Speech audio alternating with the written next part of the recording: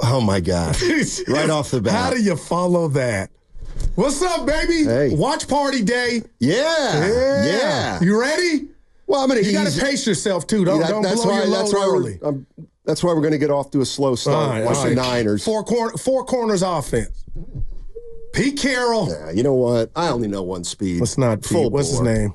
Who? Coach from Princeton. Carroll. Pete Carroll. Oh, yeah, Pete Carroll. I said Pete Carroll. Seattle. You like my hat? Oh, shit. Yeah. Sure. I'm repping. I got a question for you. Know me, Goo. I always like to get the pulse of the fans.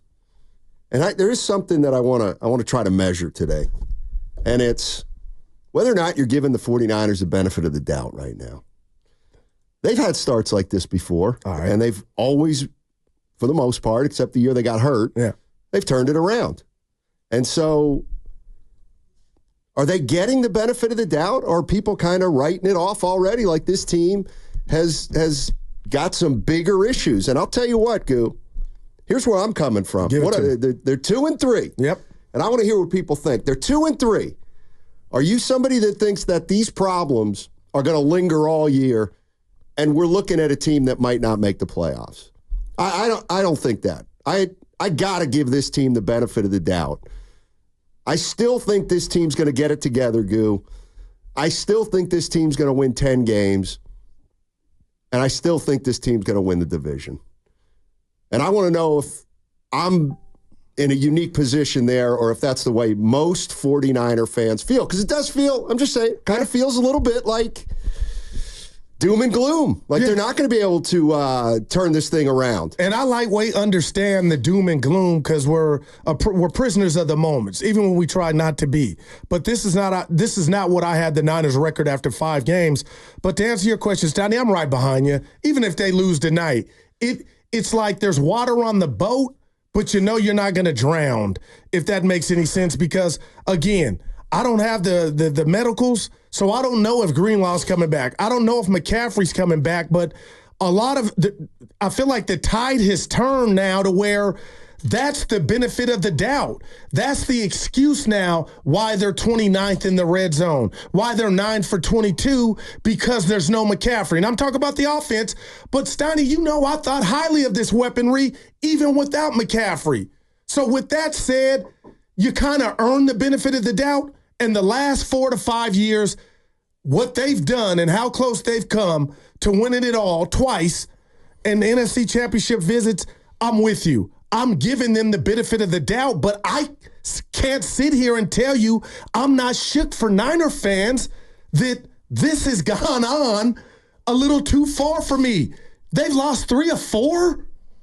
You had a team that's given up 250 yards on the ground, the Arizona Cardinals. You got them at home, and you give your running back the ball 14 times. That's how you get beat. So I'm throwing Kyle in the 2 and 3 of it's rather peculiar on his plan of attack. And we got some sound from some people in the business, Acho and others, scratching their head at the plan of attack. So tonight against Seattle, I'm curious to see how Kyle's going to attack that Seattle defense, because I'll throw it back to you.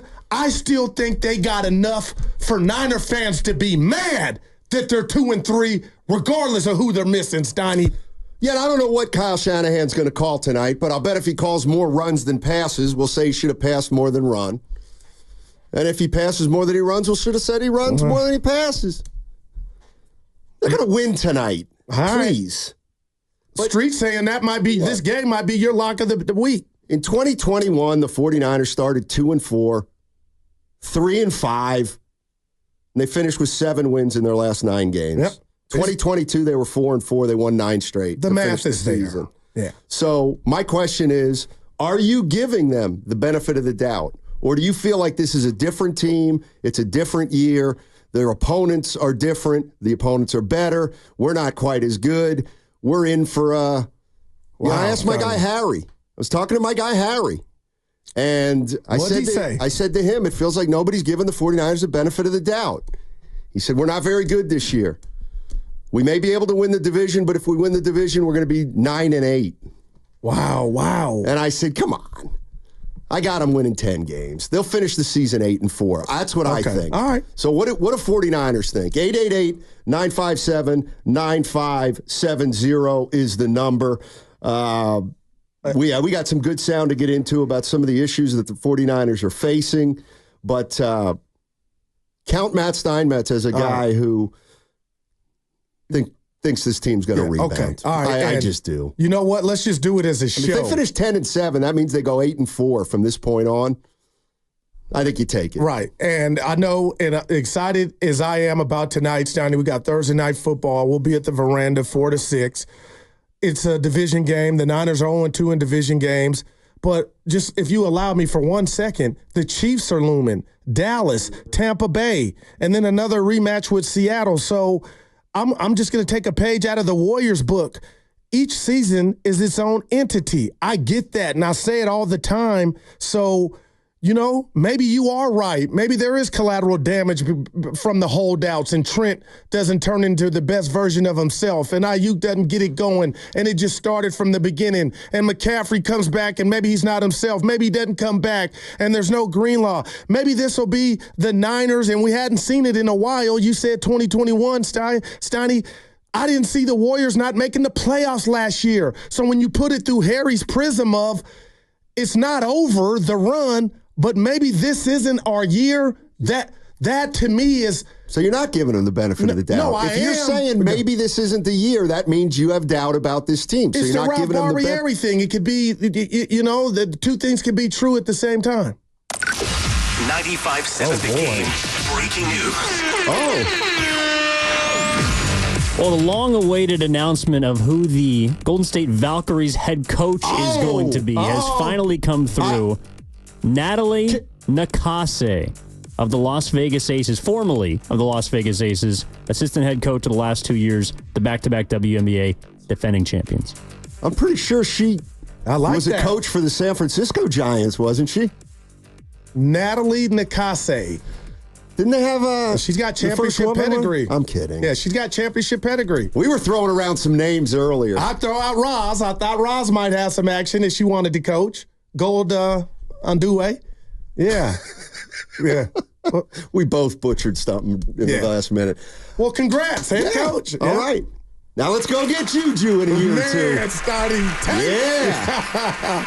Congrats. Yeah, congratulations. The Valkyries have named their new coach. One more time, Evan. Natalie Nakase. Natalie Nakase, a former assistant coach with the Aces. Yeah, so she has 2 rings. Yeah. Yeah.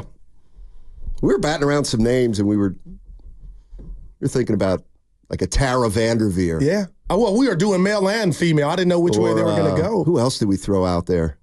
Seriously, I threw out Roz. I didn't know if she was interested. But she's in the, big-time WNBA fan and reporter. Yeah, I mean, very very rarely does a team hire a fan, to be their head coach. Well, they usually go for somebody with experience. You know what I mean? That's just me. All right. How come we're not giving the Niners the benefit of the doubt is the question. Well, I call myself now, you're doing trying to go in between. Well, that's what I've learned from the best. Yeah. I'm on the fence, but... I'm not. Well, so tonight's not a must-win if you think they can get it together. Because obviously... I think, is it a must-win? No, not literally. But, yeah, it's a must-win, and I think they will. You don't want to go 1-3 in the division. I think they will win tonight. You just don't. And I'm with you. Because, hey, and, oh, gosh, I know nobody wants to hear this. Just cover your ears, Goo. Cover your ears. No, seriously, don't listen. Seattle's got injuries. I know they don't count. Yeah. We just count the 49er injuries, but 888-957-9570 is the number. Where are you, Niner fans? You giving this team the benefit of the doubt? They turning this thing around. Do you really believe they will? I think this team's still going to the playoffs. I want to know what you guys think. 888-957-9570. Coming up at 10:30, your hero. We got him again, Warren Moon. Oh, we got Warren. Former Seattle Seahawks quarterback. Number 1. Houston Oiler. And he'll be joining us at 10:30 to talk some Seattle Seahawks, San Francisco 49ers. Yeah, good stuff. Here's a key takeaway for me from yesterday.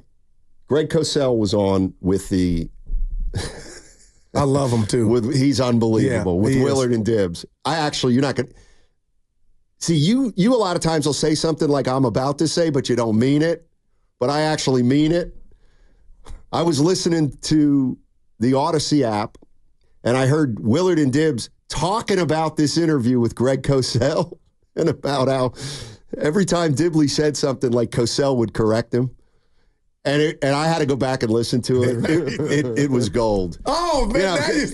Like Dibley would say, what do you think in the third quarter, they played those 2 high safeties and they gave up that. Well, it wasn't really 2 high safeties. Diz did like that. Divers. Mason's a good runner, but sometimes when he gets behind that zone blocking scheme, well, it's not a zone blocking scheme. Oh, boy. It was just. I got to get that. Diz. Cliff Clavin versus Cliff Clavin. It was. Steiny. It was funny. They were actually having some laughing fun about it, yeah.